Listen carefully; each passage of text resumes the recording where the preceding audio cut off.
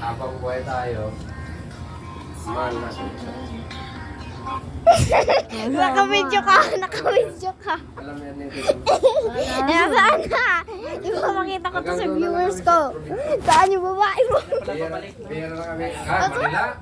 Si Ate Karen ba yun? Si Ate Karen to. Yun na yan. Ano? Saan? Pakita mo sa viewers. Wala, di ba? Wala. Wala. Wala. Pakita mo. May bahay kayo? Pakita mo. Pakita mo. Wala kayo. Ayaw mo makita. Di ba? Pakita mo sa viewers. Wala kami upa. Pakita mo sa viewers. Ginagawa naman. Aray ko. Pakita mo kasi sakit. Libre. Mapipilahin, anak ang bigat. Na, pakita mo sa viewers. Sino yun?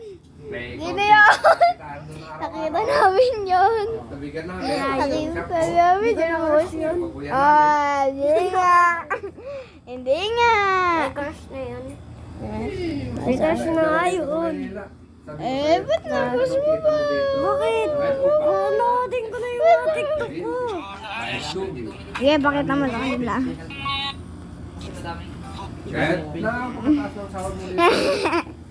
Hanggang doon lang. Lumak mo dyan. Pero kung may sarili ka, sabi ko sa'yo, ang rami kahit ba yung babae lang, basta sarili mo. Labas na rin ako. Sige, lababas ko. Tabi, meron doon na mumukpo. Tutulungan namin kayo. Diba, huwag ka papasok ka. Sige, labas. Walang Labas ka. Labas ka. Labas. Labas. Kawawa. 2 minutes man, wala kang picture linita ni Gina. Kawawa. Kawawa. Tayo ito, Leva. Kawawa. Kawawa. Kawawa. Yan. Yan.